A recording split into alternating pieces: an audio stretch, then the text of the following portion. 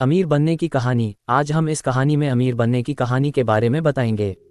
अमीर बनने की इस कहानी में बताएंगे कि कैसे एक रामचंद्र नाम का किसान, जिसके पास एक छोटी सी जमीन रहती है, जो तंगहाली से अपना जीवन काटता है, और कैसे वो अपने मेहनत, समर्पण और ज्ञान के बल पर अपनी खेती में सफल होता है और अमीर बनता है। तो सफल अमीर बनने की इस कहानी को विस्तार पूर्वक आगे बताया जा रहा है, जिसे सुन आप फॉलो कीजिए और इससे मिली सीख को अपने जीवन में जरूर उतारे। एक समय की बात है, गांव में एक गरीब परिवार रहता था। उनका नाम रामचंद्र था। रामचंद्र के पास केवल एक छोटी सी जमीन और कुछ चारा पशु ही थे। उनका रोजगार कुछ खेती करके ही चलता था।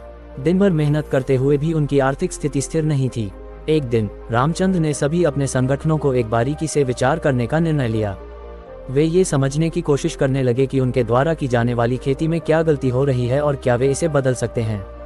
रामचंद्र ने अन्य किसानों से सलाह ली और खेती में नवीनतम तकनीकों का अध्ययन किया। उन्होंने बुनियादी बातों को समझा और इसे अपने क्षेत्र में लागू करने का निर्णय लिया। रामचंद्र ने खेती में सिंचाई की व्यवस्था स्थापित की और उचित उर्वरकों का उपयोग करने का निर्णय लिया।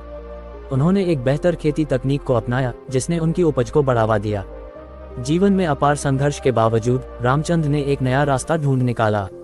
वे अपनी उपज को नजदीकी शहरों और बाजारों तक बेचने का प्रयास किया। उन्होंने अपने उत्पादों को ब्रांडिंग और पैकेजिंग के माध्यम से आकर्षक बनाने का प्रयास किया।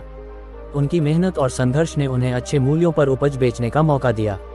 शहरी लोग उनकी उपज के गुणवत्ता और आवश्यकता को महसूस करने लगे और खरीदारी के लिए उनकी खेती से प्रेरित हुए। धीरे धीरे उनकी खेती उन्हें संपत्ति का मालिक बना दी।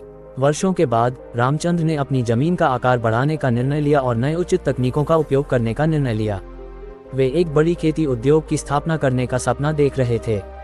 आज रामचंद्र गरीब परिवार से अमीर व्यापारी बन गए हैं। उन्होंने अपनी मेहनत, समर्पण और अद्वितीय विचारधारा के बल पर अपने सपनों को साकार किया है।